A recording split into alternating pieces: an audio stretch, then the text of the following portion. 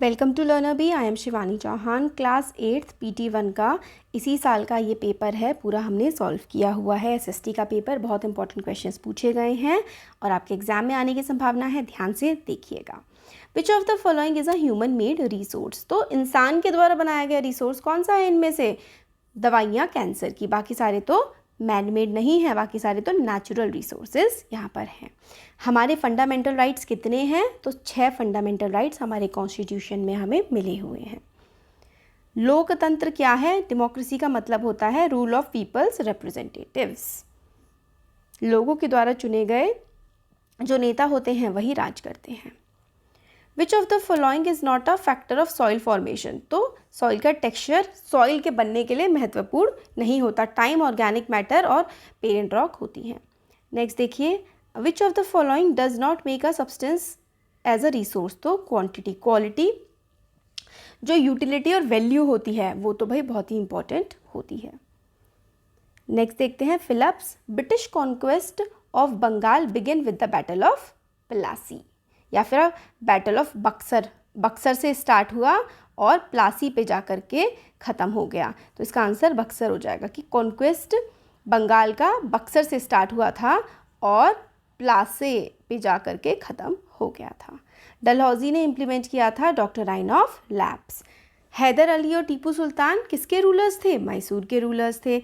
Maratha kingdoms mainly कहाँ पर located थी? मराठा किंगडम जो लोकेटेड थी वो हमारे साउथ वेस्ट, जो हमारे देश का पार्ट है, वहाँ पर लोकेटेड थी। और इंडियन हिस्ट्री को, इसका आंसर जो है प्लासे यहाँ पर हो जाएगा। James Mill divided Indian history into 3 periods, Hindu, Muslim और British.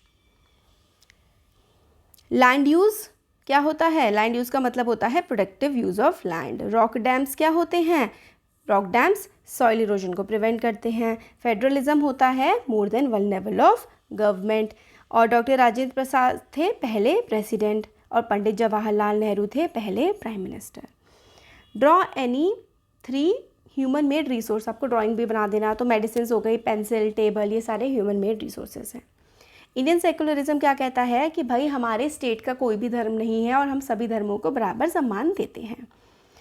Why did the British preserve official document? Because वो सोचते थे कि एक्ट ऑफ राइटिंग काफ़ी ज़्यादा इंपॉर्टेंट है और जिस देश को आप गवर्न करना चाहते हैं उस देश के लोगों को आपको जानना भी चाहिए। सब्सिडरी अलायंस क्या था? पैरामाउंटेसी ऑफ ब्रिटिश, यानी कि जो राजा वगैरह थे अब उनकी नहीं चलेगी, अंग्रेजों की चलेगी। What attracted European trading companies to India? तो silk, muslin, spices, big market for European goods. मतलब हमारे देश बहुत ज़्यादा व्यापार की चीज़ें हमारे देश में होती थी और वो व्यापार करने के लिए अंग्रेज़ यहाँ पर आए थे और बाकी सारे यूरोपियंस भी। Ganga Brahmaputra plain of India is an over populated region, क्योंकि भाई बहुत ज़्यादा फर्टाइल लैंड है वो, वहाँ पर बहुत सारी इंडस्ट्रीज़ भी, मतलब फर्टिलिटी बहुत ज़्यादा है लैंड की, खेती बहुत होती है, इसलिए बहुत ज़्यादा लोग वहाँ रहते हैं। Why are resources distributed unequally over the earth? क्योंकि डिफरेंट फिजिकल फैक्टर्स होते हैं, जैसे कि ऑल्टीट्यूड, क्लाइमेट, टेरेन, टेम्परेचर, ये अलग अलग होते हैं दुनिया में अलग अलग जगहों पर, इसीलिए जो रिसोर्सेज हैं वो दुनिया में अलग अलग जगह अलग अलग रिसोर्सेज पाए जाते हैं। अब की फीचर्स ऑफ इंडियन कॉन्स्टिट्यूशन क्या क्या है? कि भाई इंडिया का कॉन्स्टिट्यूशन लेंथीएस्ट रिटन कॉन्स्टिट्यूशन है, ये अलग अलग सोर्सेज से लिया गया है, ये रिजिड भी है, फ्लेक्सिबल भी है, parliamentary form of government follow की जाती है, रूल ऑफ लॉ को भी फॉलो किया जाता है। और यहाँ पर मैप में आपको बना करके दिखाना है, तो जैसे कि अगर ये हमारा, मैं अगर मैप बना दूँ, हमारे देश का मैप इस तरीके से अगर बनाऊँ मैं, तो दिल्ली जो है वो इधर पर आ जाता है ना, और लखनऊ जो है वो यूपी की कैपिटल लखनऊ ऐसे करके आ जाएगा।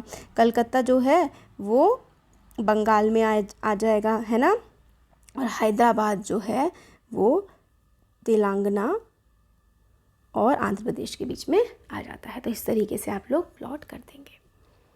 तो ये हमने पेपर देख लिया और इम्पॉर्टेंट क्वेश्चंस थे इसमें काफ़ी ज़्यादा। वीडियो पसंद आया तो like, share and subscribe. Thank you.